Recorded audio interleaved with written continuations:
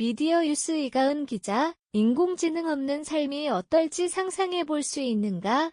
우리의 삶에서 AI가 접목되지 않은 분야를 설명하기 어려울 정도이다. 이렇듯 우리의 삶은 인공지능과 언제나 긴밀하게 연관되어 있다. AI가 인간의 영역을 대체할지도 모른다는 말이 이제는 더 이상 옛말이 아닌 것이다. 10년 전만 하더라도 가게에 가면 로봇이 서빙하고 있을 것이라는 생각은 보편적이지 않았다. 현대에는 일종의 서비스직이라 불리는 직종도 AI 인공지능이 하고 있다. 서빙하는 로봇까지 가지 않더라도 서비스직을 대신하고 있는 AI의 대표적인 사례를 바로 생각해 볼 수 있을 것이다. 키오스크가 그 예시가 될 수 있다. 과거 손님들의 주문을 받아주는 일은 해당 매장의 직원들이 직접 하는 일이었다. 그러나 인공지능이 발달함에 따라 우리는 이런 놀라운 발전에 놀라움을 느끼지 않으며 AI에 익숙해지고 있다. 그래도 사람들은 여전히 AI가 대체하지 못할 영역이 존재할 것이라고 생각한다. 예컨대 심리상담 분야 등이 있을 것이다. 심리상담은 일반인들도 쉽게 할 수 있는 분야가 아니다. 여러 공부와 배경 지식이 필요하다. 상담사 분야에서 일하기 위해서는 최소 몇 년의 교육이 필요할 정도로 중요한 분야라는 것이다. 그런데 최근 앱스토어를 살펴보면 마인드 컨트롤을 위한 정신건강을 위한 많은 어플들이 존재한다는 것을 알 수 있다.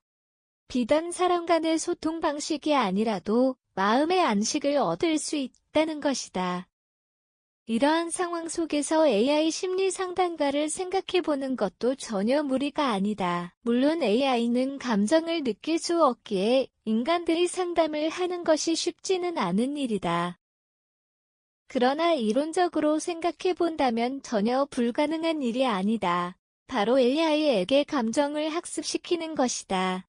정확히는 감정을 학습시킨다기보다는 기존의 방대한 정신의 학적 심리학적 상담 데이터들을 입력시키는 것이다.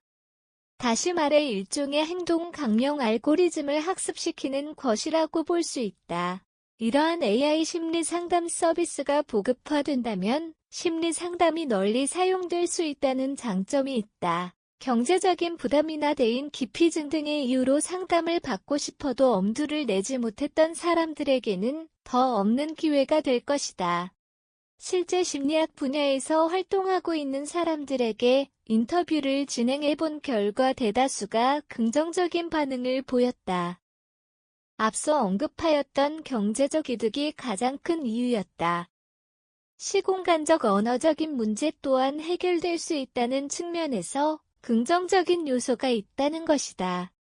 예를 들어 통화 요약 기능처럼 상담 내용도 요약함으로써 내담자와의 상담 흐름을 알 수 있을 것이다. 또한 감정학습의 측면에서 완전한 감정학습은 불가능하더라도 현재의 아이 채팅 기술이 발전한 것에 따라 목소리 일종의 보컬로이드 기술 또한 충분히 발전 가능성이 있다는 것이다.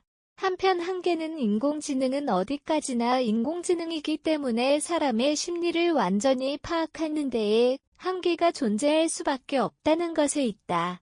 또한 AI 악용에 대한 사람들에 대한 부정적인 인식이 늘어나는 상황에서 이를 기피하는 사람은 필연적으로 발생할 수밖에 없다. 다만 이러한 상담을 통해 추후 깊은 상담이 필요하다고 판단되거나 원하는 사람들은 실제 전문가에게 치료 및 상담을 받을 수 있도록 연계하여 상담을 받을 수 있는 기회를 늘리는 것도 필요할 것이다. 앞서 언급한 한계점과 관련된 무분별한 악용을 막기 위해 국가적 차원에서 관리하는 것 또한 중요하리라 생각된다.